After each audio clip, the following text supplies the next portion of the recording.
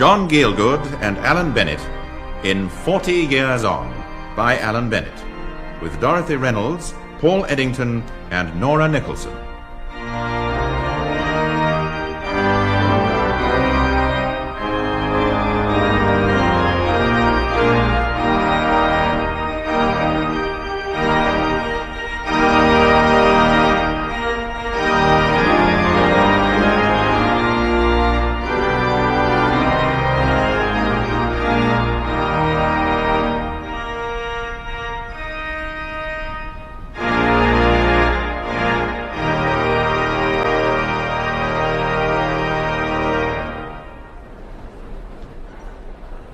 Members of Albion House, past and present, parents and old boys.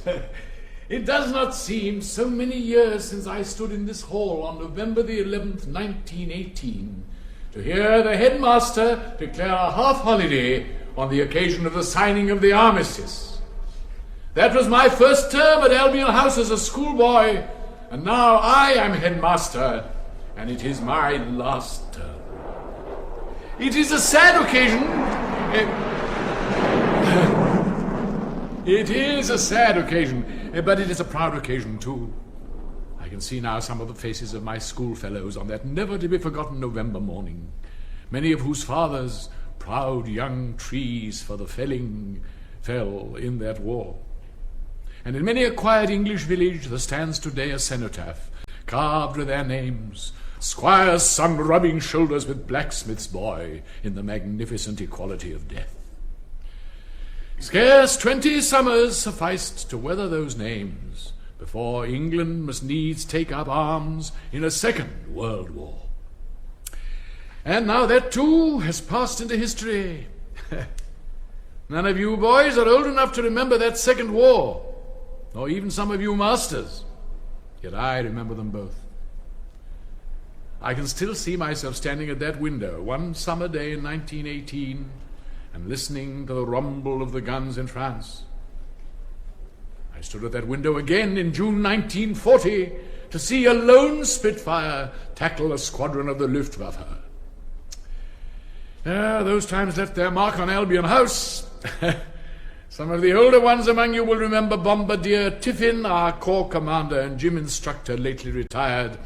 And the more observant ones among you will have noticed that one of Bombardier Tiffin's legs was not his own.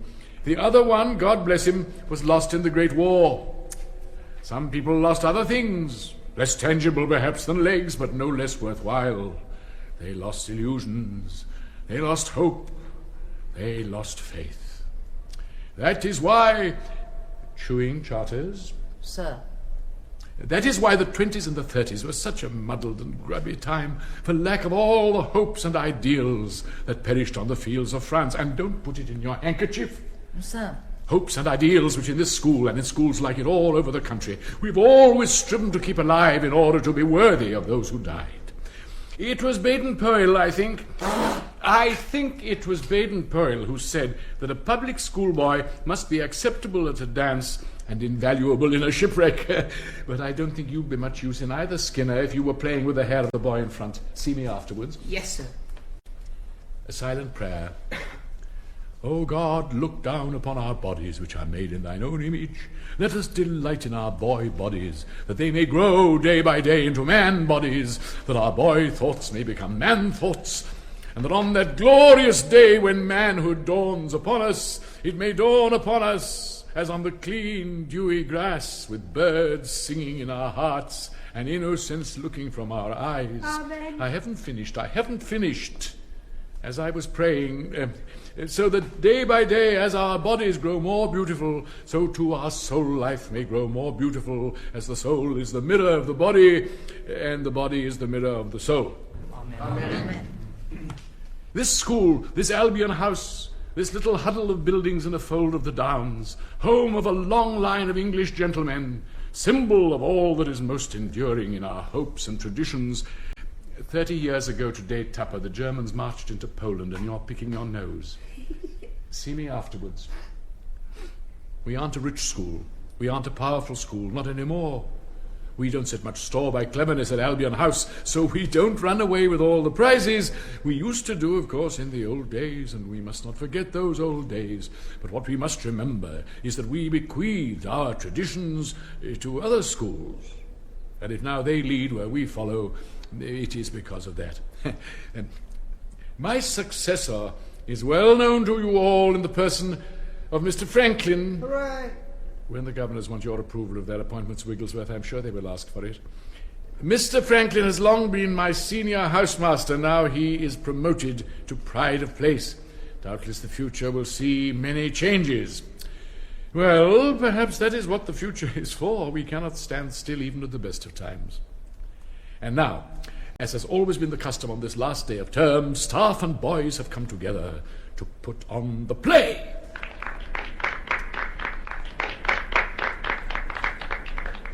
Perhaps here I might say a word about Mr. Fairbrother, whose jealously guarded province the play has always been. I recall with particular pleasure that first trail-blazing production of Dear Octopus, and last year's brave stab at Samson Agonistes. We shall miss him and his Delilah of that production, Miss Glenys Budd, who has contrived to delight us on innumerable occasions. And now, of course, she is Mrs. Fairbrother. Long may they flourish amidst the flesh-pots of Torquay. Ave atque vale. Oh, God bless all those who leave and take their ways into the high places of the earth, that the end of leaving may be the beginning of loving, as the beginning of loving is the end of life, so that at the last seekers may become finders, and finders keepers, for thy name's sake. Amen. And Mr. Franklin has put together this term's production, a short fling before he is crippled with the burden of administration. He has recruited a veritable galaxy of talent, connoisseurs of the drama. Could they but spare the time for rummaging in the contents of their neighbours' ears, Jarvis may be interested to note that I myself am to play some part in this year's proceedings. And on the distaff side, of course, no expense has been spared in procuring the services of matron, Hooray! Miss Nisbet, and, of course, Mr. Tempest. Please, really, well, now, if I could just see those boys whom I had occasion to admonish, we will sing the school song together, and the play will begin shortly. Skinner, Tupper. 40 years on, when the far and the sunder parted are those who are singing today. When you look back and forgetfully wonder what you were like in your work and your play, then it may be there will often come o'er you glimpses of notes like the catch of a song. Visions of boyhood shall float then before you, echoes of dreamland shall bear them along. Follow up, follow up, follow up, follow up, follow up, till the field rings again and again, with the tramp of the 22 men.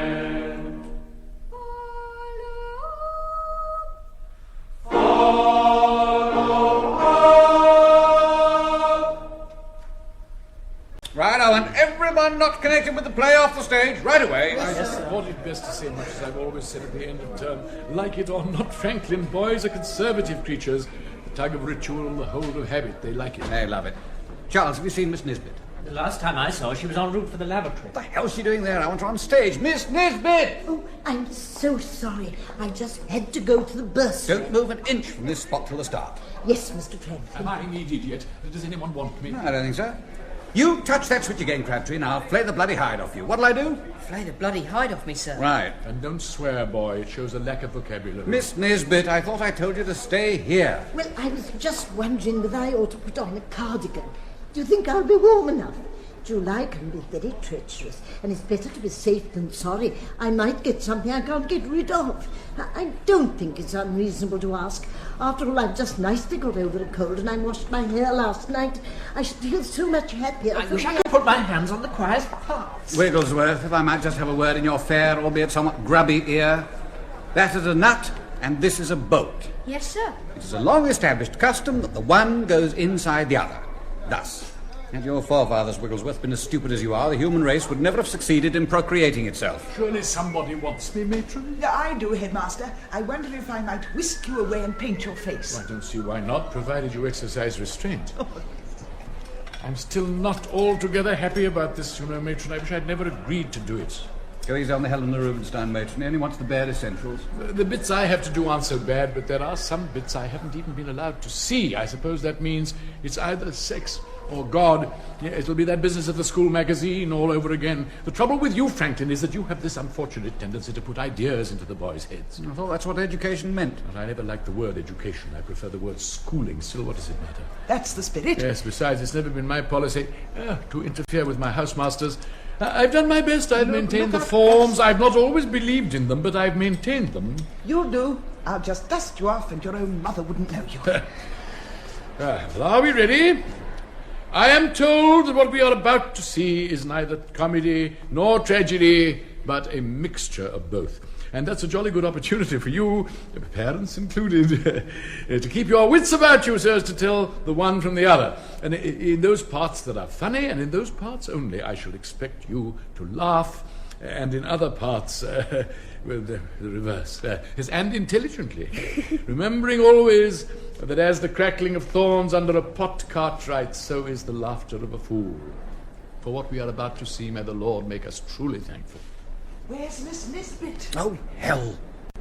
All our past proclaims the future, Shakespeare's voice and Nelson's hand, Milton's faith and Wordsworth's trust, in this our chosen and our changeless land. The Albion House Dramatic Society presents Speak for England, Arthur, a memoir of the life and times of two nice people in a world we have lost. We begin a quarter of a century ago in the basement of Claridge's Hotel, London. Come on, Nursey. But I've left me gas mask. Never mind. If we've missed it, Nursey, I shall never forgive you.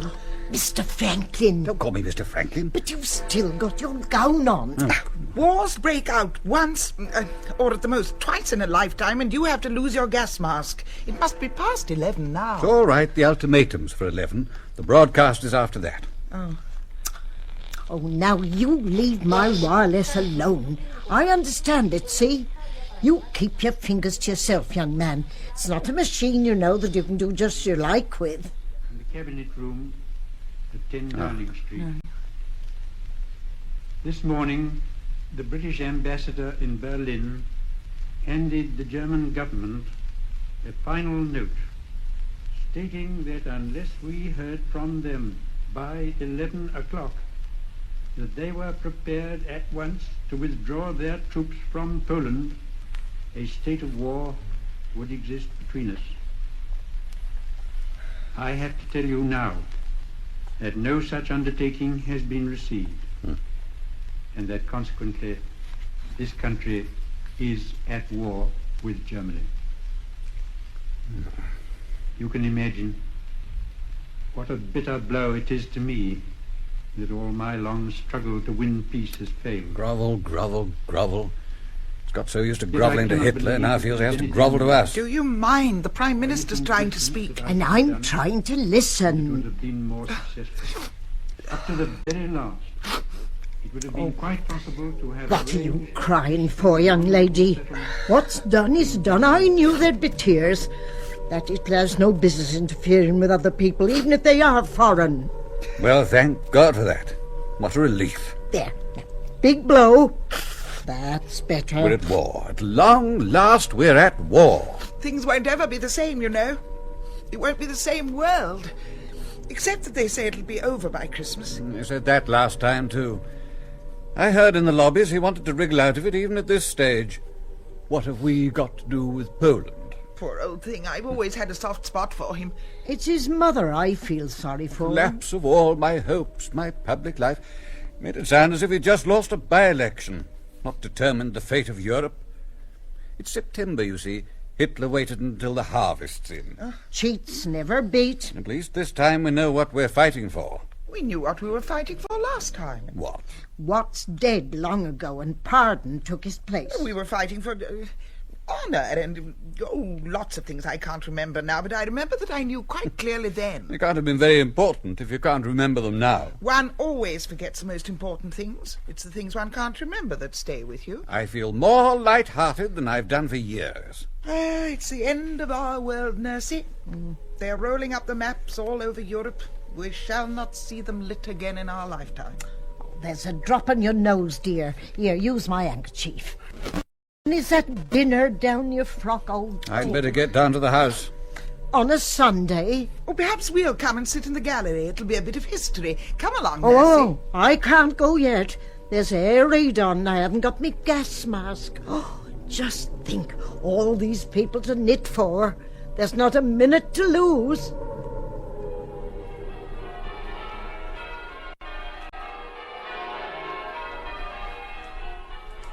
The year is 1900. As the bells rang out on that last day of the old century, they did not ring out the end of one era and the beginning of another. To enter upon the new century was not like opening a door and crossing a threshold.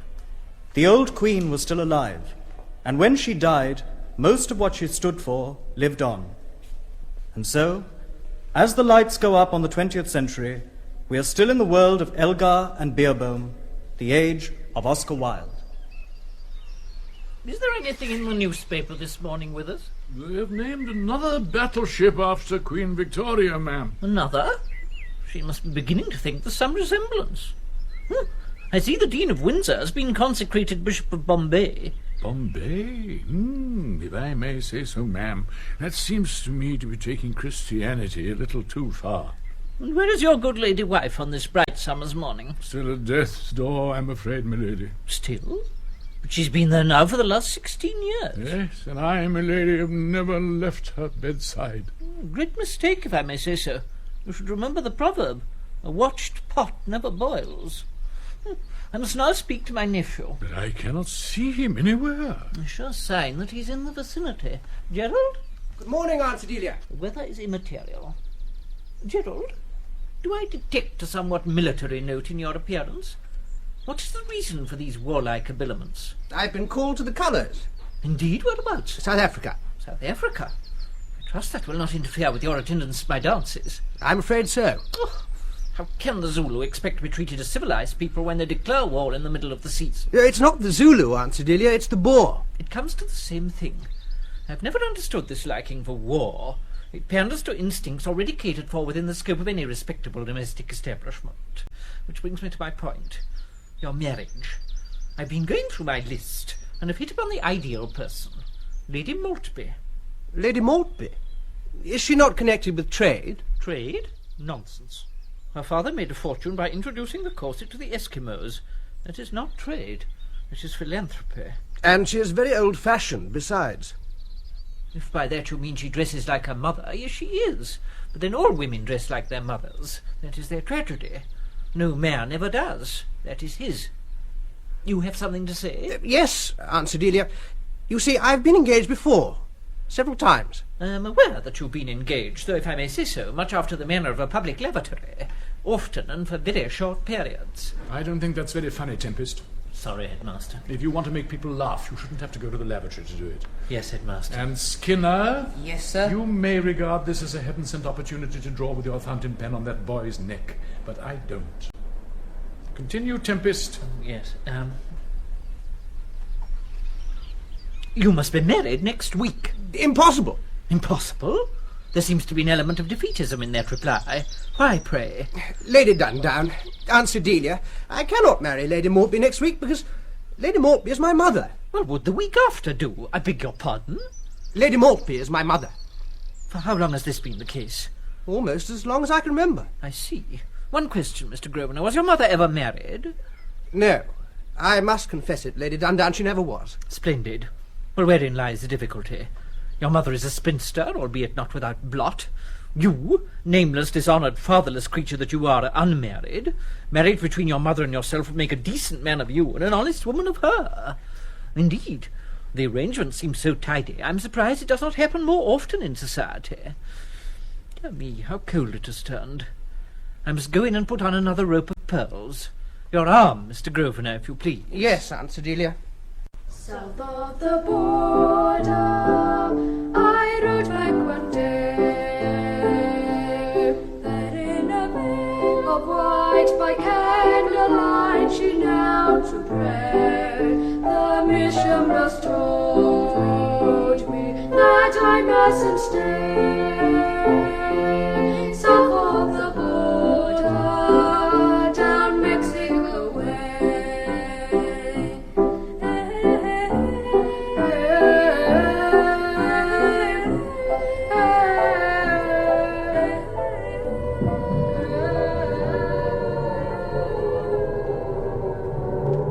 Your gas mask is a delicate instrument.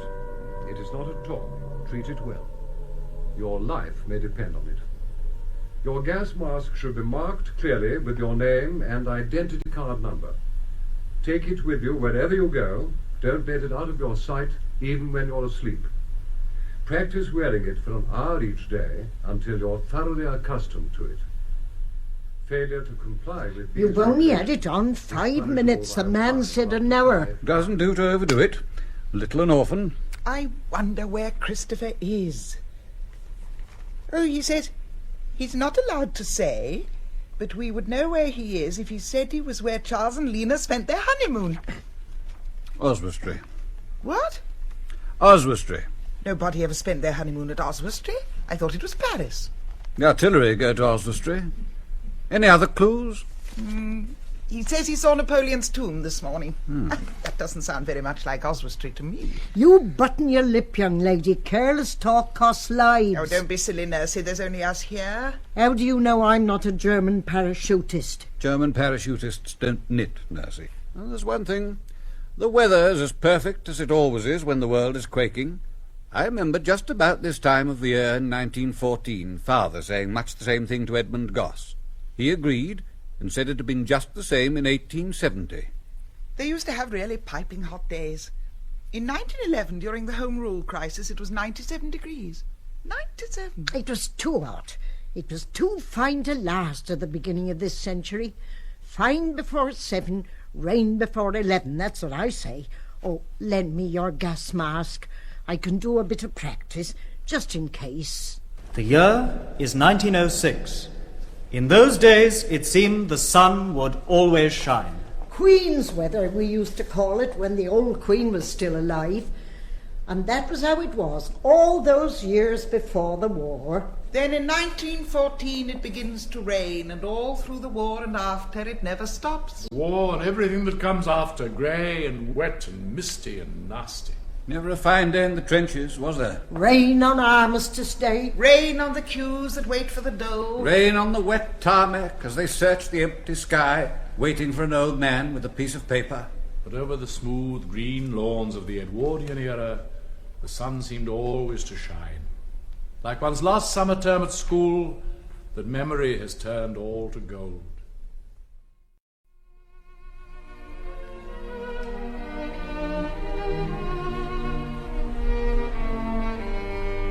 Berkshire and Hampshire, Leicester and Rutland, those were the Edwardian counties.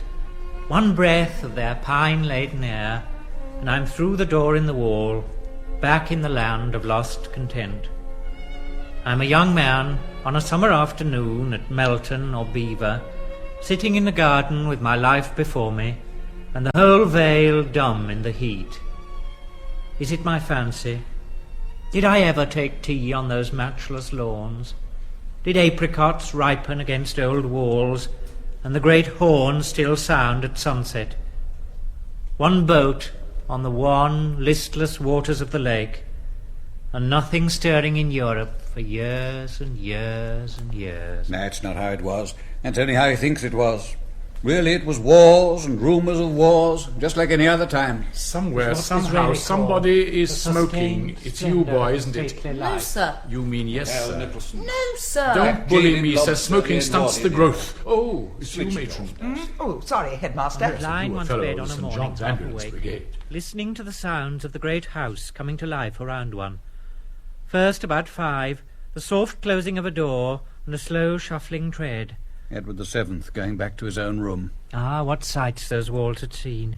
Here Here is Sargent's portrait of the Lavery sisters. And here is Landseer's portrait of the Andrews sisters. Now the day is over, night is drawing nigh, shadows of the evening steal across the sky. When I was ill as a child at the turn of the century, I would have a nightlight burning in a green saucer of water right through into the morning, and behind the scrap screen a bed would be set up for Nanny Gibbons. Very late, as it seemed to be then, though downstairs the dancing would just be beginning, Nanny Gibbons came to bed. Nanny? What? I've got a pain in my leg. Do you wonder you've got pains in your legs when you won't do your business? Well, next time you'll sit there till you do. I've forgotten to fold your vest, young man. I can't turn my back for 2 minutes, and clean on this afternoon. I feel sick. Do you wonder you feel sick sitting on them hot pipes? How many more times must I tell you? You sit on them pipes, you'll catch piles. What are piles? You mind your own business. Piles is piles, and you'll know soon enough when you catch them, because your insides will drop out and you'll die, and then where will you be? Lie down, sitting up at this time of night. What time is it? Time for Bedfordshire. Time you had your bottom smacked. Can I have an apple? No, you can't. Apples at this time of night. Apples don't grow on trees, you know.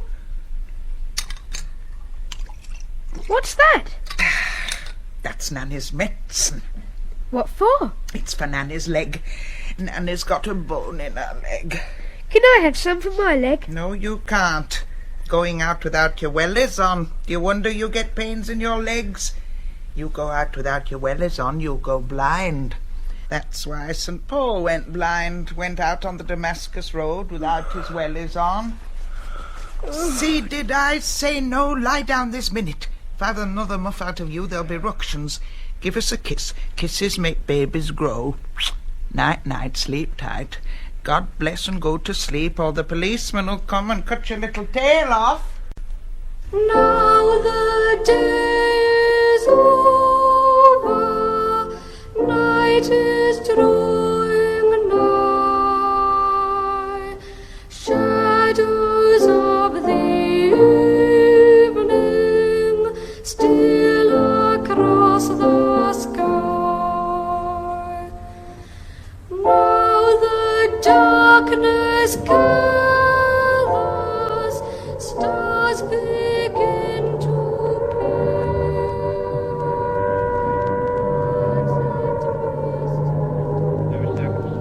My duty was plain.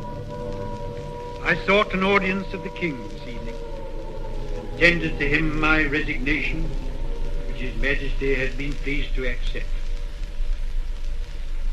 Never be Prime Minister at the start of a war, Nursey. Majesty has now entrusted... Some of us have got better things to do. Good riddance to bad rubbish, that's what I say. Here, you're not doing anything for the war effort. You wind this wool. It's always the same. Asquith, the younger Pitt, their heart's not in it. The man who's led you into it isn't the one to lead you out of it. Chamberlain, Chamberlain, fly away home. Your house is on fire and your children all gone. I always had a soft spot for him. And what has Churchill done? He's just a troublemaker. Why couldn't they have Halifax? How many more times do I have to tell you, don't play with that wireless, see? I've just put a new accumulator in. It's got to last me for the duration. Oh, I heard a joke in the canteen today. What did Hitler say when he fell through the bed? I don't know. What did Hitler say when he fell through the bed? At last I'm in Poland. Mate, I must apologize to all parents. Willie, Willie, Harry, Steve, Harry, Dick, John, Harry, 3. 1, 2, 3, Ned's, Richard, 2. Henry's 4, 5, 6, then who? Tudor, Henry, 7 and 8. Edward, Mary and Elizabeth. James to Charles, James again. William and Mary and the plane. 4 Georges from Hanover. William for Victoria. And who came after Queen Victoria? Rumbold. I don't know, sir. Someone once said, Rumbold, that education is what is left when you've forgotten all you've ever learned. You appear to be trying to circumvent the process by learning as little as possible. Wigglesworth. Edward, sir. Edward what? Edward the Seventh, sir. And who came after Edward the Seventh? They all did. And what do we know of Edward the Seventh? Who haven't I asked? Rumbold. Nothing. He knew nothing of Queen Victoria. He knows nothing of Edward the Seventh. You're a stupid boy, Rumbold, but by God, you're a consistent one. What's all this din, Charters? Is it in the script? It's the rugby team. Is it? Well, fill on the piano while I get this sorted out. Roger. A slight technical hitch, ladies and gentlemen, but worse things happen at sea. In the meantime, I do my best to entertain you at the piano. Oh, God. Franklin, what is happening? Tempest, what is this hiatus in the proceedings? Mr. Franklin's gone out to try and stop the singing, Headmaster. Stop it? Do you mean to say it's not part of the entertainment? It's entirely spontaneous. Spontaneous? Then it must be stopped at once. Matron, that's enough! Now then, Franklin, who's been acting the giddy goat? You, Treadgold? You should know better than this, Treadgold. A school prefect, captain of games, father, a governor of the school. Oh, Treadgold, you disappoint me. I do apologise, sir, but it's the rugger team just back from Stowe. We licked them, sir, 17-6. Oh, dismal youth with your boots knocking about your neck. It's all very well to apologise. 17-6! Oh, Treadgold, well done, well done. Take your hand off Treadgold's collar, Franklin. School prefect, captain of games, father, a governor of the school, doesn't need you hanging onto his collar. I think a short prayer might not come amiss. O God, let us give thanks for the warm embrace of the sun and the chaste kiss of the rain, thanking Thee as we match our splendid young limbs against each other in the rough and the tumble of our games together, so that at the last, rain-washed, sun-gilt, heaven-bent, we may repose upon Thine eternal changelessness, and thus at the last, when we are called to go, whither we know not hence, we may see God. You won't find him down there, Tupper. Sir. And bask in the presence of his glory from henceforth unto henceforth. Amen. 17-6. Amen. Amen. I think they'd appreciate it, sir, if you spoke to them. Do you think so? Oh, certainly, certainly. I'll speak to them at once. 17-6. Treadgold, you privileged great lout, kindly inform your little male voice choir that if I ever get my hands on them, they'll be singing several octaves higher. Get out of my sight, the Molyneux, or I strangle you in your own bootlaces! Treadgold, keep them under wraps, old chap. To take them behind the Fifes Court where they can sing to their heart's content. Sir. I'd better say at this juncture, Franklin, that I am not entirely pleased with the way things are going. I refuse to be held responsible for a coachload of drunken louts. I wasn't referring to that. Boy nature filling its lungs and shouting forth its full-throated praise at physical prowess. No harm in that. I was 18 myself once. You should want witnesses of that. No, there is an element of mockery here that I don't like. I don't mind your tongue being in your cheek, but I suspect your heart is there with it. You can't expect to agree with everything. One generation treading on the toes of its predecessors. That's what tradition means. I am still headmaster. Do not try to tell me what tradition means. Anyway, get on. Whose turn is it now? Yours, headmaster. Clear the stage, then. Clear the stage. I can't start with you dogging my every footstep. Lights, please. T.E. Lawrence sets out for Mesopotamia, 1909. He had a spare shirt and stockings, a camera, and a borrowed map. He was 21, and he was going ostensibly to search for material for a thesis on Crusader castles. It was the start of a longer search. T.E. Lawrence, the man and the myth. Which is man and which is myth? Is this fact or is it lies? What is truth and what is fable? Where is Ruth and where is Mabel? To some of these questions I hope to be able to provide an answer. No one who knew T.E. Lawrence, as I did, scarcely at all, could fail but to be deeply impressed with him. It is given to few men to become, as he did, a legend in his own lifetime, and it was in pursuit of that legend that I first sought him out in June of 1933 at his cottage at Clouds Hill in Dorset. First slide, please. It was a simple cottage, But I thought I detected Lawrence's hand in the rough whitewashed wall, the stout paved doorstep, and the rough oak door, upon which I knocked lightly. It was opened by a small, rather unprepossessing figure, slight of frame, fair-haired, and with the ruddy, gleaming face of a schoolboy. It was a schoolboy. I had come to the wrong house. Next slide, please.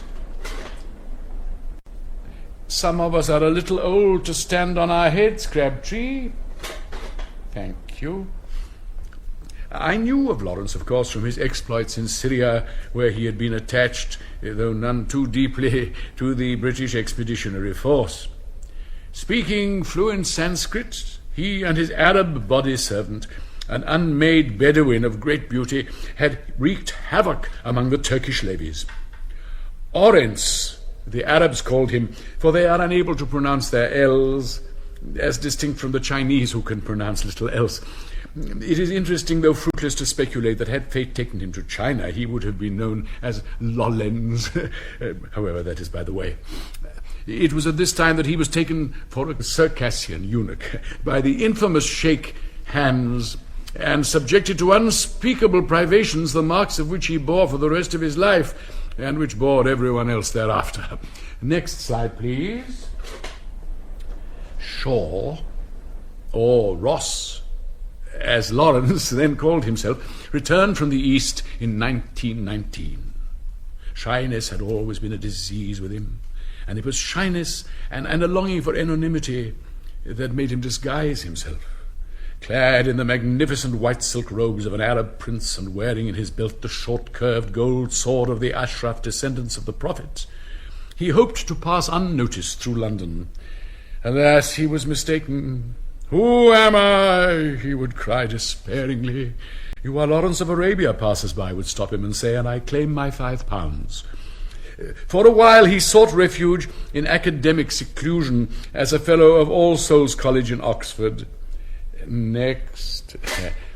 And here he could mix on equal terms with some of the greatest men of his age, but, as Robert Graves has noted, he could not bear to be touched, so that even to rub shoulders with the great filled him with a deep loathing. Next slide, please. There have been those, as there always are those, who have said that there was something feminine about his make-up, but his was always so discreet. And can one ever forget him, those china blue eyes, that boyish, almost girlish figure, and that silly, silly giggle? The boys at his school had always called him Tee-hee Lawrence. Yes, and always at the back of his hand or the back of his mind there was that ready snigger. When I became headmaster, the first boy I ever expelled was for reading the works of Lawrence.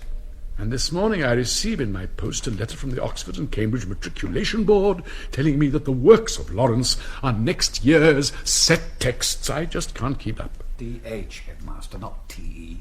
Oh, those literary fellows, they're all the same. My missus looked at me and she said, "What good are you?" I said, "How do you mean, what good am I?" "Well," she said, "you're too old for the army. You couldn't get into the Navy, and they wouldn't..." We are interrupting this broadcast for a message of national importance. At 3 o'clock this afternoon, the Admiralty issued the following appeal. All yachtsmen and owners of seagoing craft in the neighbourhood of the Channel ports are asked to report to their respective harbour masters without delay. Ships should be seaworthy and capable of immediate active service. That is the end of the announcement. But he's missing, Nursey. Missing? Oh, that's him all over. Never there when he's wanted, that boy. Oh, he'll turn up. They said at the War Office somebody saw him still on the beach when the last boats were leaving. There must have been hundreds left. I don't know how any got away at all. Oh, he never would push himself forward. He was a dawdler. Everything done at the last minute. He'd be late for his own funeral. I can't bear not knowing one way or the other. Exactly. Anyone with a bit of consideration would have sent a postcard. There must be plenty of those in Seaside Place. Here, hold this wool for me. It'll occupy your mind. I've been down at Victoria all day serving tea. I kept asking and asking. poor lambs, they had to be turned out of the carriages. They were so tired. I saw some of them in the park when I was walking to the ministry. Hundreds of them, just laid out on the grass in their stockinged feet. There was one boatload landed right on the common steps. I only hope some of the Murakers were there to see that.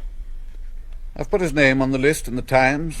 We shall just have to wait. It's all waiting so far, this war. Waiting for the bombs, waiting for the troops. Is it ever going to start? Patience is mine. I will delay, saith the Lord. June 1914. Osbert Sitwell visits a palmist. Nearly all my brother officers of my own age had been 2 or 3 months earlier to see a celebrated palmist of the period. In each instance it appears the Currament had begun to read their fortunes, when in sudden bewilderment she had thrown the outstretched hand from her, crying, "I don't understand it. It's the same thing again. After 2 or 3 months the line of life stops short, and I can read nothing." When I was told by 4 or 5 persons of the same experience, I wondered what it could portend. But nothing could happen. Nothing. They shall not grow old as we that are left grow old. Age shall not weary them, nor the years condemn. At the going down of the sun and in the morning we will remember them. Remember them because they had, in measure rich and abundant, the quality of grace. Grace of body, grace of manner, grace of movement. It was an awfully careless grace, spread out of money and leisure and the assurance they gave, and I don't suppose it would find much favour today. Edward Horner, Raymond Asquith, Shaw Stewart and the Grenfells, they were not passionately concerned with the shortcomings of the world. It was still too rich and enthralling a place for them to find much fault with it. That great free world in which comity prevailed.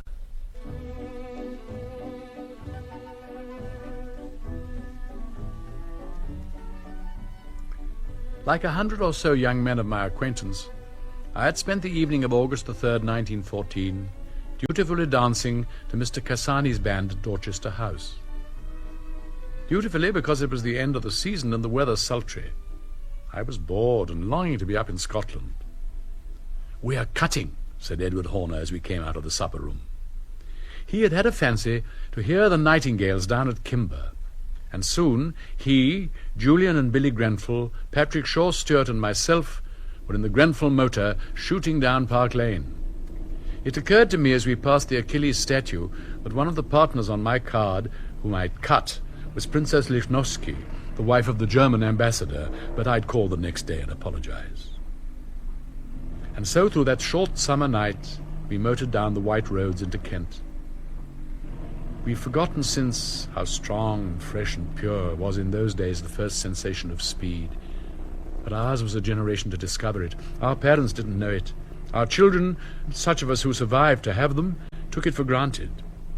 But in that open car, running down to Kimber at 30 miles an hour, it was as if we'd been made sensible of the very force of life itself. We walked up through Kimber Park to find the house locked and shuttered for the summer. But the latch of the nursery window was broken, as it had always been for as long as I could remember, and so we broke into the silent house. Here still were all the pictures I remembered from the countless Kimber holidays of my childhood. The arming of the king, the piper of dreams, a little child shall lead them, for he had spoken lightly of a woman's name. And then through the house, Patrick breaking back the tall shutters as we went, furniture sheeted, drug it down, chandeliers done up in bags, and moonlight like frost about the room. On an impulse I pulled back the white porcelain handle of the bell by our fireplace and heard, far away across the court in the deserted kitchen, a faint answering ring. We filed up the staircase to the galleries and the staterooms and through the bright chestnut varnish of the night nursery to the housekeeper's door, where I'd not been since I was a child and all the house was my province. It opened onto the maid's corridor, a narrow strip of carpet running away over the wide uneven boards under the ribs of the house, still close and heavy from the afternoon heat. We climbed out onto the leads, among the turrets and the towers and the green copper cupola. I remember the weather vanes shrill singing in the breeze and the lanyards slapping the mast as Julian Grenfell broke the square medieval flag over the dark house. I would like to think that up there on the leads at Kimber, where within months I should stand to hear the guns in France, I would like to think But on that summer night in 1914, the shiver I felt was one of foreboding. But if I shivered, I feared it was only because it was the hour before dawn and cold up there on the roof. And if I felt a shadow come across the moment, it was only because, young, rich, and, as I see now, happy, I could afford melancholy. For another day, another ball had ended, and life had not yielded up its secret. This time, I always thought as I tied my tie, perhaps this time, but there would be other nights and time yet, I thought. And so we waited on that short midsummer night, and a deer barked, and our footsteps were dull on the leads. And then, as the light seeped back into the sky, suddenly, just before dawn, we heard the nightingales.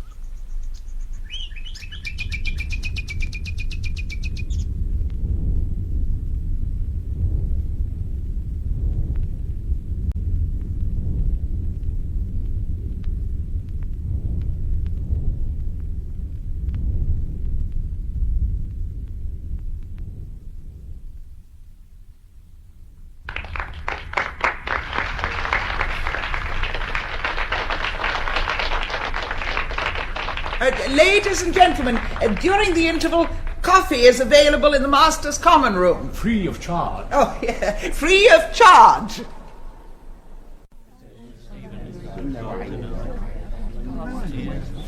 You'll be shedding a few quiet tears tonight, Headmaster, handing over the ship after so long. Retirement offers its own challenge, matron, a chance to take up the slack of the mind, savour the rich broth of a lifetime's experience.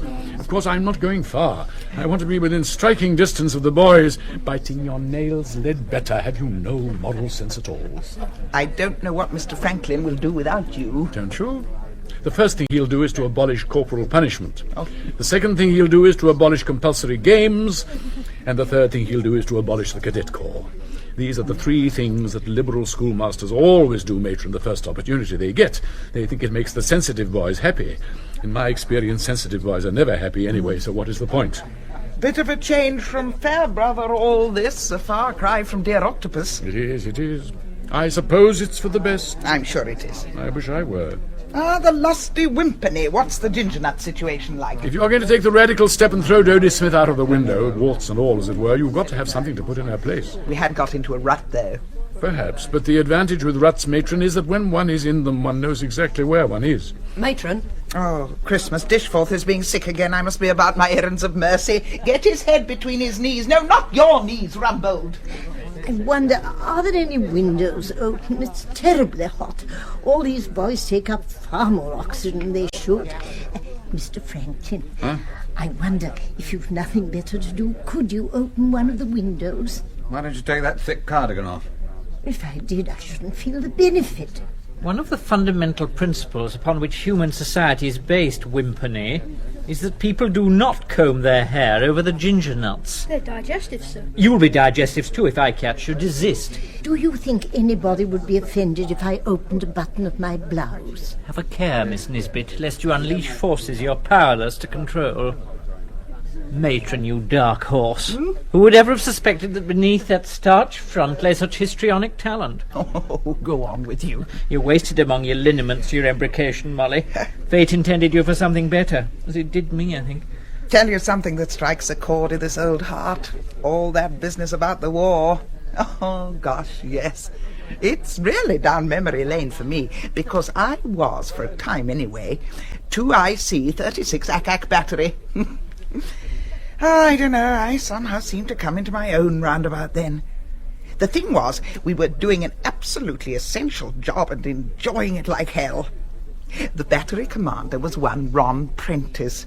Sweet soul, but so cheeky. I got quite silly about him. Me! Like a little fox terrier he was. I don't know, before the war, boys were always put off by my fat legs. Came the war, nobody seemed to care whether you had fat legs or not. I suppose, like everything else, fat legs got swallowed up in the larger issue. Those tense days in the summer of 1940 when we really thought the Hun would be here any minute. He really helped me to discover myself, did Ron? widened my horizons terribly. It was under his auspices I had my first cigarette. Then, in slack periods, we'd adjourn to the local hostelry for a festive gin and tonic. Golly, it was nice. War is a strange alchemist. Hey-ho.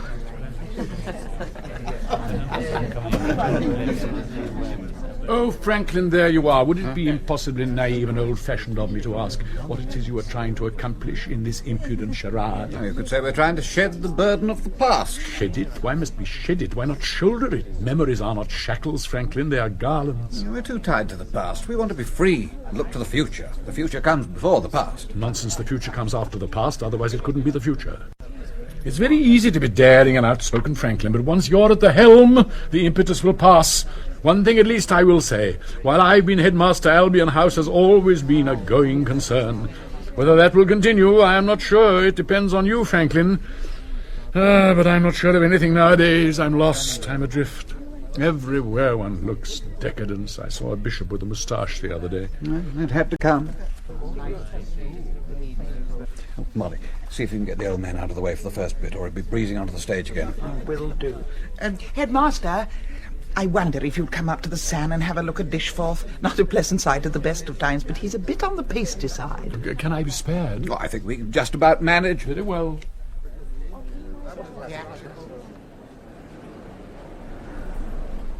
And now, if all the parents are back in their seats, I'll just inaugurate the proceedings.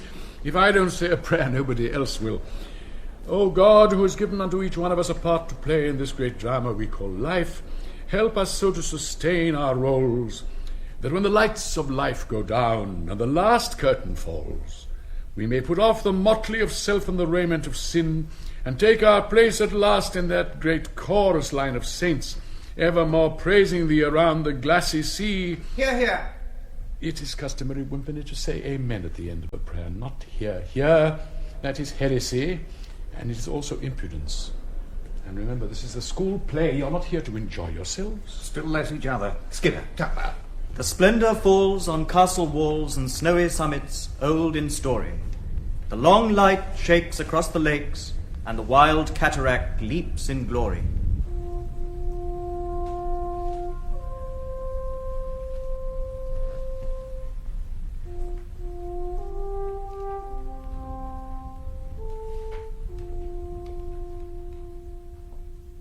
What are you eating, boy? A sweet, sir. Do you hear that, boy? Yes, sir. Do you know what it is? Yes, sir. It's the guns in Flanders, sir. Precisely.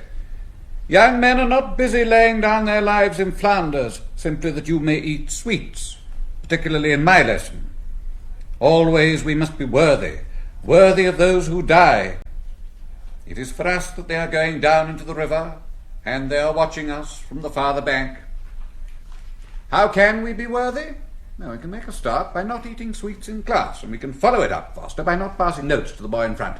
Will it be over before it's our turn, sir? Well, that depends on you, Foster. The army is not yet so depleted in numbers that it will take someone who cannot master Latin gerundives. Take this down. If the 10 million dead of the 1914-18 war were to march in columns of 4 into the gates of death, they would take 80 days and 80 nights to pass through, and for 80 days the marchers would be the British dead. In the light of that information, I want you to calculate 1, the width of the gates of death to the nearest centimetre, and 2, the speed in miles per hour at which the column was marching.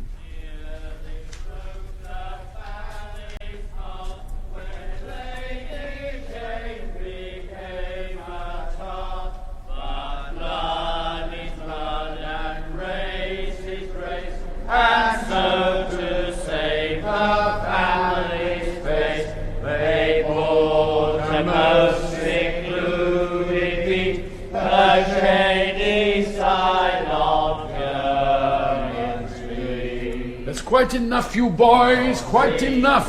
And she was doing well with her.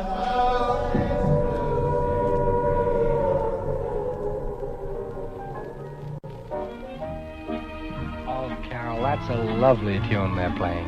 I'm awfully glad you like it, Johnny. What's its name, Gal? A woman at the canteen said that her son, who's in the Ministry of Food, says that it's common knowledge that Hitler died 6 months ago, only it's being hushed up. The Times correspondent says that air raids are having a serious effect on bridge.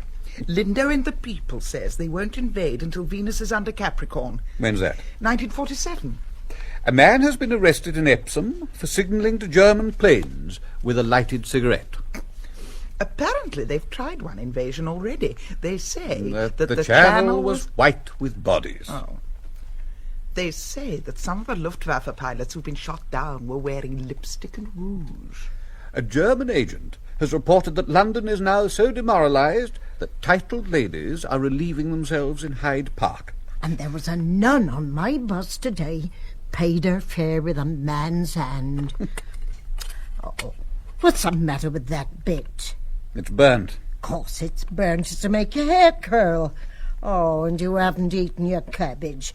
Cabbage is bottled sunshine. I walked through Bloomsbury this morning. It's really caught it this time. Glass on the pavements, thick as autumn leaves in Vallombrosa. Better the devil you know. If Hitler hadn't done it, London University would. Half Tavistock Square's down. Odd houses knocked out here and there, like teeth. Just a mirror hanging high up on a wall where once was 52, and somebody's coat on a peg in an attic. Well, they were appealing down at the canteen for us to ask soldiers in for a bath. Oh, I wouldn't fancy that. They might be dirty.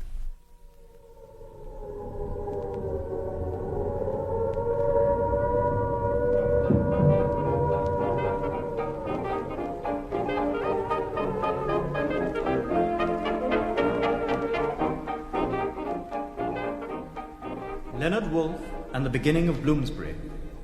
In March 1922, we started the Memoir Club, and on March the 6th we met in Gordon Square, dined together, and listened to or read our memoirs. The original 13 members of the Memoir Club, identical with the original 13 members of Old Bloomsbury, were all intimate friends, and it was agreed we should be absolutely frank in what we wrote and read. In the 20s and subsequent 30s, the pinnacle of every young man's literary ambition was to be invited to one of Virginia Woolf's Sunday morning soirees. These were invariably held at her home, number 52 Tavistock Square, where I was a frequent visitor, for I was distantly related to the Woolf family through some Alsatian cousins. The door of number 52 was invariably opened by the maid, George, a friend of Lytton Strachey's, who would show one upstairs. I can see that room now, full of talk and smoke and people, and what extraordinary people they were. Eliot was there, Auden, Spender and Isherwood, the old faithfuls and the young hopefuls, but always there was someone one never quite expected to see. I saw A. Houseman there once, lured down from Cambridge by Dady Rylands and the prospect of all-in wrestling at Finsbury Park. And there by the window, talking to Leonard and Virginia, were the Berlins, Irving and Isaiah. And then there was Virginia herself, elegant and quizzical, those great nostrils quivering as the sunlight played over her long, pale face. She would be talking of her contemporaries, how she'd spoken last week with Hemingway, how Ernest had said, "When I reach for my gun, I hear the word culture." Some of her books disappointed, vitiated by her intense feminism. Virginia was never a suffragette, for she subscribed to the theory that the pen was mightier than the sword.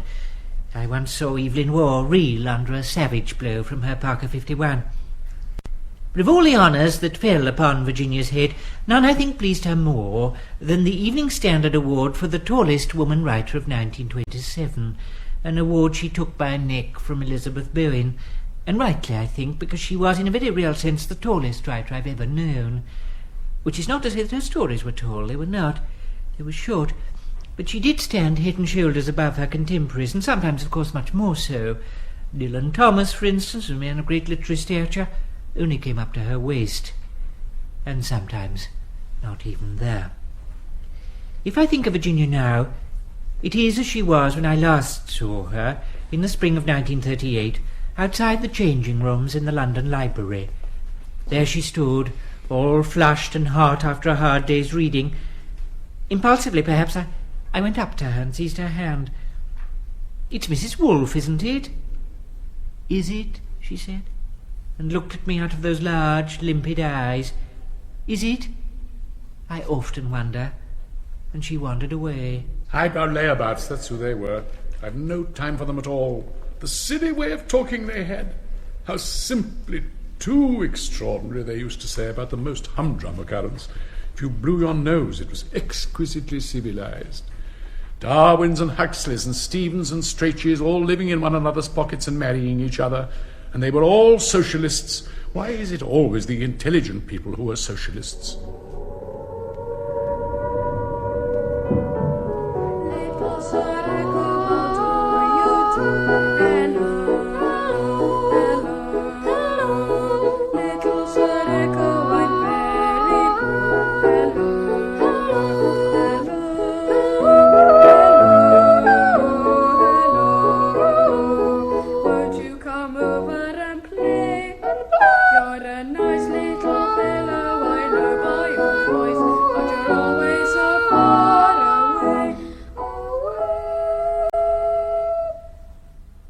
Hold your arm up, Nursey. It's supposed to be broken. But it hurts. Well, it would hurt if it was broken. Keep still. Well, what's it for?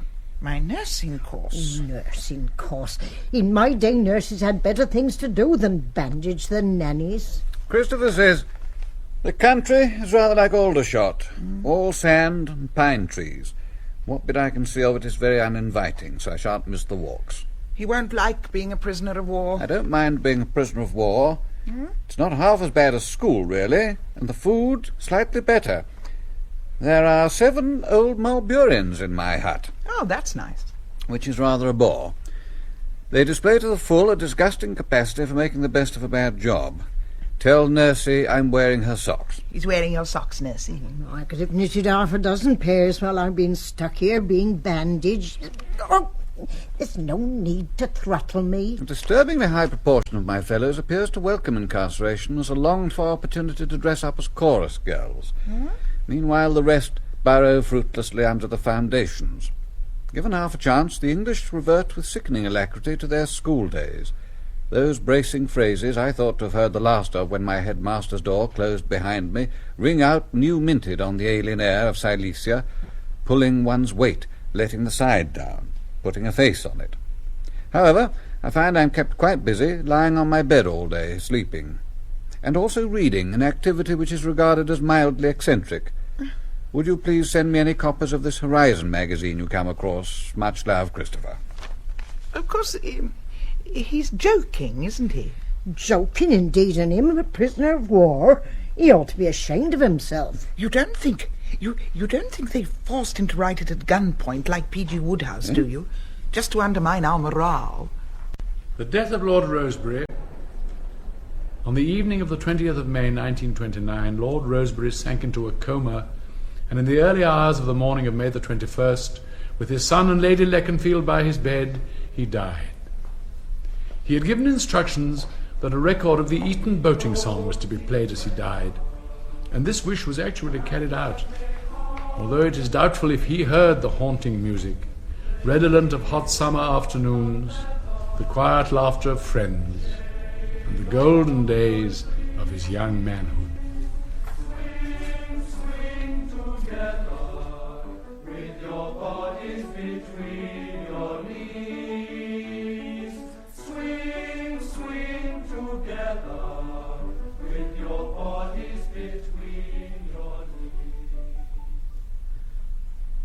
Now, you sure you've got the catechism all buttoned up, Foster? I'm still a bit hazy about the Trinity, sir. 3 in 1, 1 in 3. It's perfectly straightforward. No doubts about that, see your maths master. Yes, sir. Well, Foster, here at St. Onans, I usually try to make my last confirmation class rather more of a personal chat than a theological thing. We've been through the 39 articles together. We know each other pretty well. I don't want to go on calling you Foster. What's your nickname? What do your friends call you? Nipbags, sir. Well, Foster, what I want to tackle now is this problem of your body. Now, your body's laid out on fairly simple, straightforward sort of lines, isn't it? You've got 2 arms and your 2 legs, and there's that valiant work of the heart and his 2 stout cronies, the lungs. It's all pretty straightforward. Yes, sir. And here we come to the crux. You're not embarrassed about this, are you, Foster? No need to be embarrassed about it. You're a bright, observant sort of lad. You've probably noticed when you've been slipping into your togs or getting into your little gym jams that when you get down here, things aren't straightforward at all. Yes. Good. And I suppose you must have wondered how it is that God, who, by and large, made such a splendid job of the rest of your little body, made such a bosh shot at that particular bit. Yes, sir. Well, I agree with you. But you see, God, whatever else he is, and of course he is everything else, is not a fool. It's not pretty, but it was put there for a purpose. Point taken, Foster? Yes, sir. Good. Because I know you're a bit of a scallywag. Probably anything I say to you will just go up one trouser leg and down the other. This has gone too far.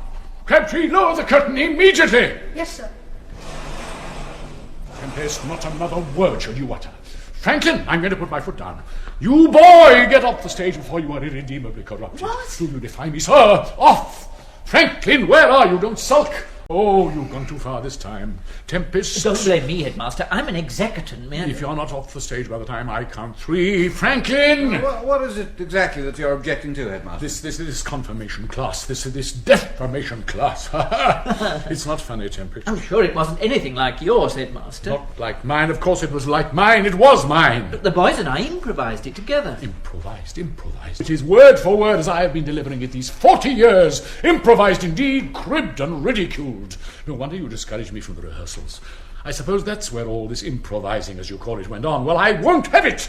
I'm all in favour of free expression, provided it's kept rigidly under control. It's only entertainment, so when all's said and done. It is by no means all said and done, and it is not entertainment.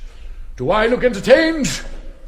Have you ever thought, Headmaster, that your standards might perhaps be a little out of date? Of course they're out of date. Standards always are out of date. That's what makes them standards. I'm as broad-minded as the next man, but I have heard matters discussed here which ought never to be mentioned except in the privacy of one's own bathroom, and even then in hushed tones. This is Albion House, not Liberty Hall. I think you ought to sit down, Headmaster. Yes, I think I had on my last day as headmaster. You might have waited, Franklin. Shall I undo your comment? You'll undo nothing. You've undone quite enough as it is. All these years I've been at Albion House, years which have seen the decline of authority, the decay of standards, the slow collapse of all I hold most dear. And now this. Mark my words. When a society has to resort to the lavatory for its humour, the writing is on the wall. You're a different generation, Headmaster. So are you, Franklin. However daring and outspoken you are to the boys, you're a master. And all your swearing and your smut and your silk handkerchiefs and suede shoes won't alter that. We're in the same boat, Franklin, you and I. Now what was going to be next? Oh, yes. Sapper, that sounds a bit better. Perhaps you'd like to read this next bit, Headmaster. It's more up your street. Yes, this is more like it. This is the 20s and the 30s, isn't it? The difference is you'd read it with your tongue in your cheek. Just because there are hundreds of thousands of unemployed doesn't mean there weren't some of us trying to lead upright, decent lives. I can remember some wonderful holidays in St. Leonard's. That is a page of memory I'm quite ready to leave unturned. But let's have no more of it. Simply because I'm the headmaster doesn't mean I'm a complete fool. Crabtree, why don't you draw up the curtain?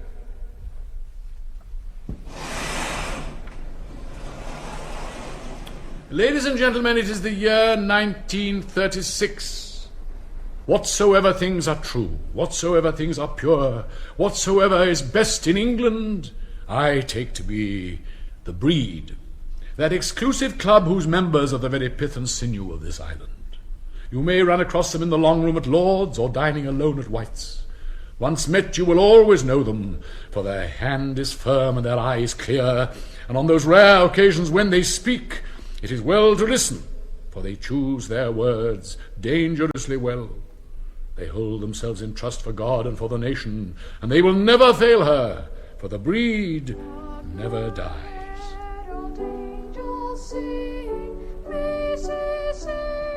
No, the breed never dies. Sapper, Buchan, Dawnford Yates, practitioners in that school of snobbery with violence that runs like a thread of good-class tweed through 20th century literature. Novels of a Europe where history is still a human process, and thrones rise and fall at the behest of international villains. You've got some first-class Holbeins. Ned. Yes. I asked you here for a purpose. Yes. Do you remember the last time I saw you? Intimately. It was at a little thing called Mons. Since then, I seem to have lost your spoor. I came through the war more or less intact. I lost an arm here there, but I was all right. Damn sight better off than a few million other poor devils, anyway. Then I got back home, and there were these weary willies and tired Tims in their hand-woven ties, writing gibberish they called poetry, saying we'd all been wasting our time. Well, I couldn't see it myself. If we'd done nothing else by 1918, at least we'd saved the follow-on. Ned, did you ever hear of a man called George Ampersand? Bostonian philanthropist and friend of kings, who hasn't? Look at these snapshots. He's surrounded by some of the worst villains in Europe. Irma, his wife. Nature played a cruel trick upon her by giving her a waxed moustache. Sandro, his valet. A cripple of the worst sort, and consumptive into the bargain. Is he sane? Sane? He's brilliantly sane. The second sanest in Europe. But like all sane men, he has at one time or another crossed that thin bridge that separates lunacy from insanity. And this last week the pace has quickened. Else explain why a highly respected Archbishop of Canterbury, an international hairdresser, and a very famous king all decide to take simultaneous holidays on the Black Sea. Take a look at this snapshot. It's of a simultaneous holiday on the Black Sea. But that's... Exactly. A young man not entirely unconnected with the throne of England. Who's she? She's beautiful, isn't she? An American. Women are queer cattle at the best of times, but she's like no other woman I've ever known. She has all the slim grace of a boy and all the delicacy of a young colt. It's a rare combination. Who's this? Completely unscrupulous, the Greek shipping magnate.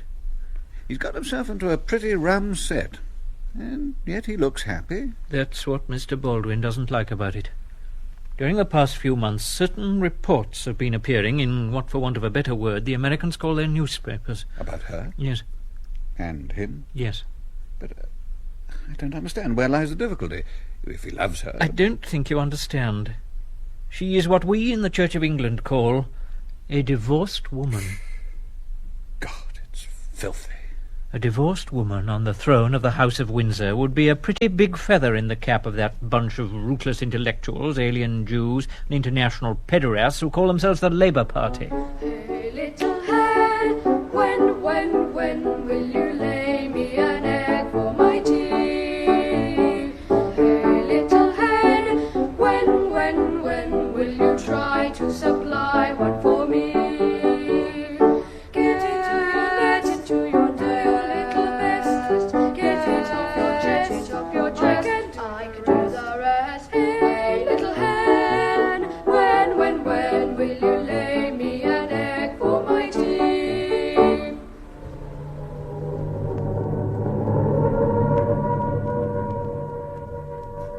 You make a better door than a window. You ought to be still for a minute. It'll be time enough to sit still when we get to the duration. What are you doing? I'm doing what Mr. Beveridge says we're going to have to do. Adapt myself to changing circumstances. I'm sewing a button on your mink coat. The invasion started. Queen Anne's dead. I've just seen Winston announcing it in the house. Face as white as a sheet. Do you know, I thought the canteen had been busy. I thought my baking must be improving. It's going to be all right, isn't it? Better ask the Americans. They've got as much to do with it as we have. You'd never have guessed, listening to them cheering in the House today, that these were the same men who marched year by year into the lobbies behind Baldwin and Chamberlain. You want to be thankful they came to their senses in time. I wish I thought they had. One of my colleagues actually stood up in his constituency the other day and said that if only Hitler had indulged in the fine sport of fox hunting, Europe would not be in the condition it's in today. I suppose some of the men in the barges this morning were fox hunters. All of them, no doubt, reading over the St. Crispin speech. And I suppose I'm one of the gentlemen of England, now abed. Why is it called D-Day particularly? I wish I thought we were all fighting for the same England.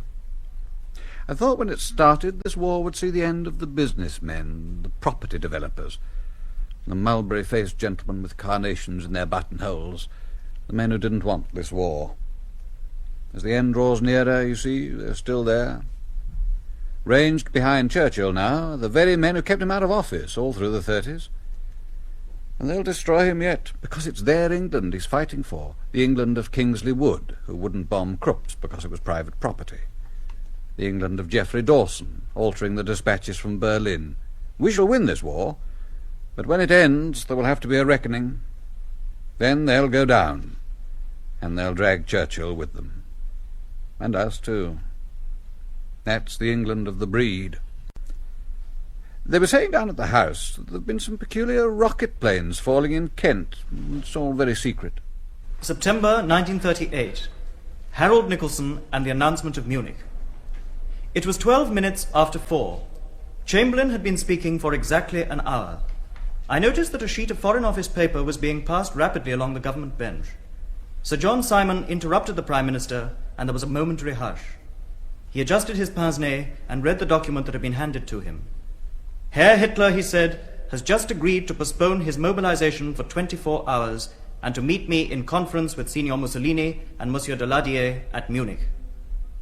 For a second, the House was hushed in absolute silence, and then the whole House burst into a roar of cheering, since they knew that this might mean peace. That was the end of the Prime Minister's speech, and when he sat down, the whole House rose as a man to pay tribute to his achievement. I remained seated. Liddell, the Conservative member for Lincoln behind me, hisses out, "Stand up, you brute."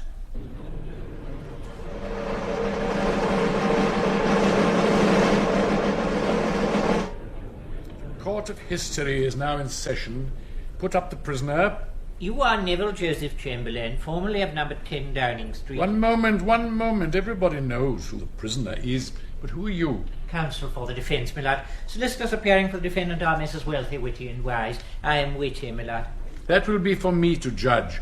However, before we proceed further, I must warn you, Mr. Chamberlain, that this court is not a court of justice, it is a court of history. And in this court we judge solely by appearances, and I don't like yours. Why are you wearing that ridiculous wing collar?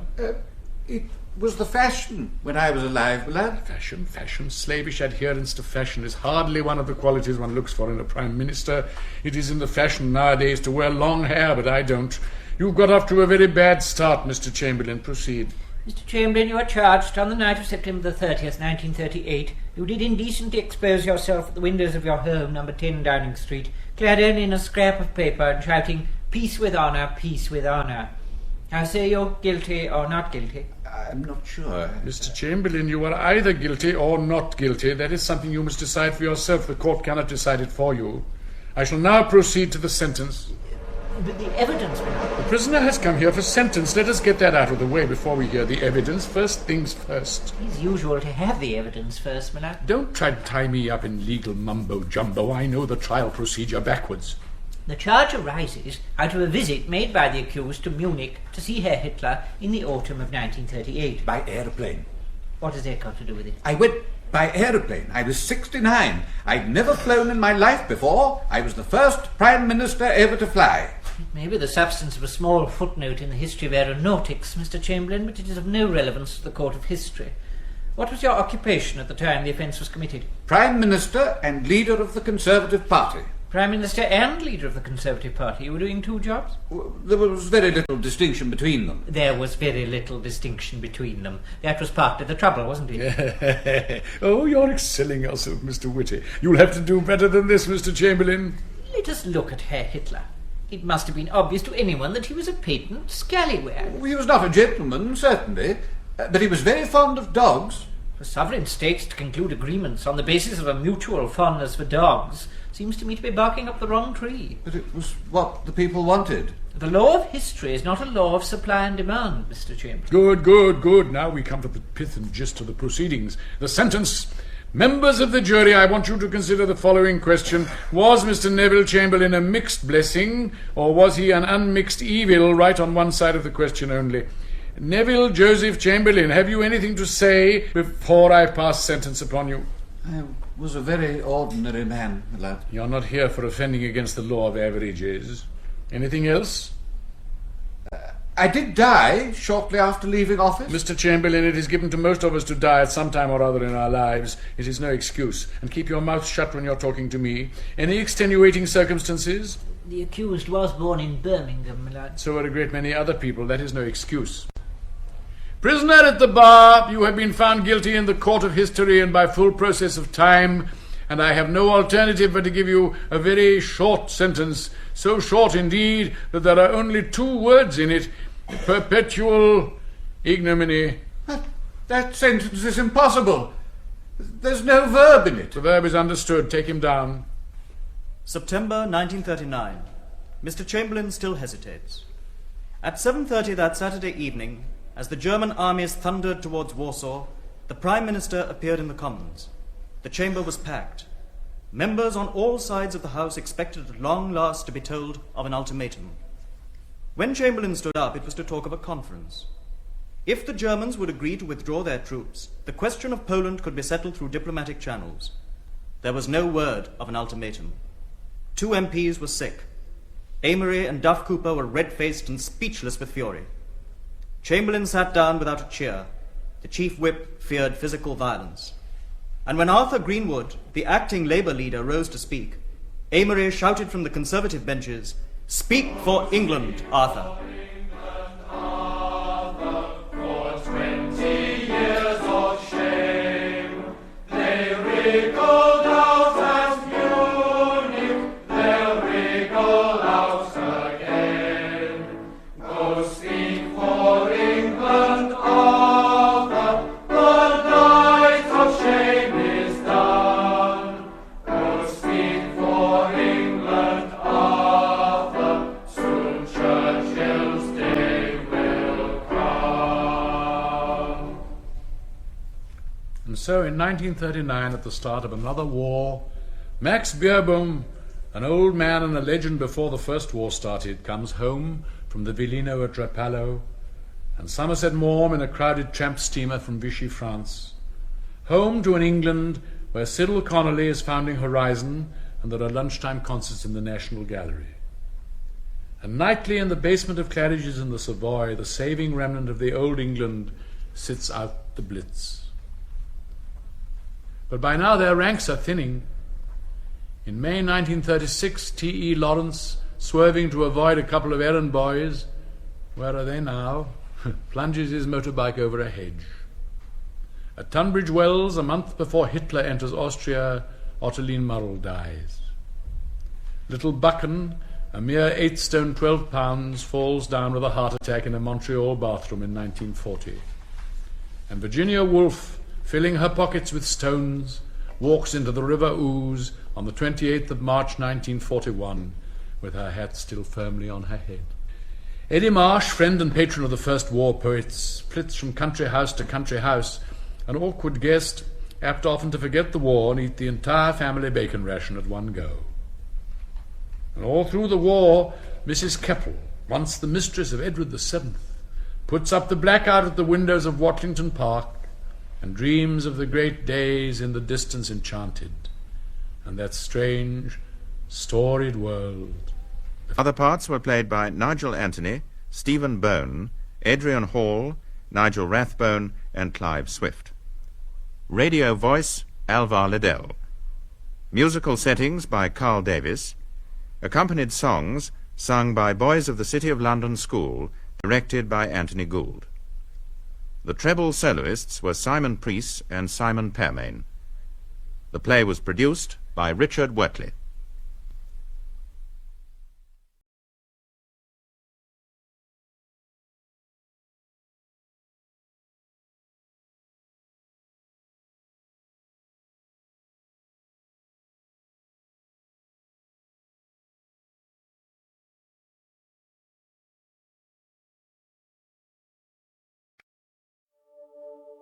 I'm just me, and you're just you.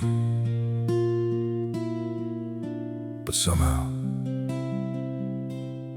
that's everything we need.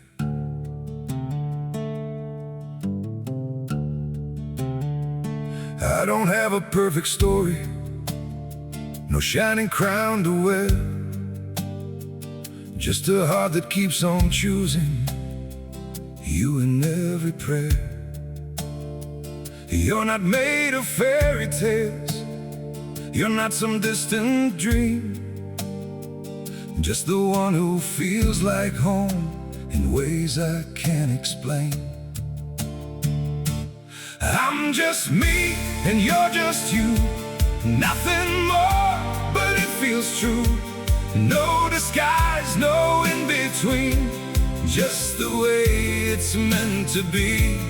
We don't need to be someone, we don't have to chase the sun in this world so wild and free. You belong with me.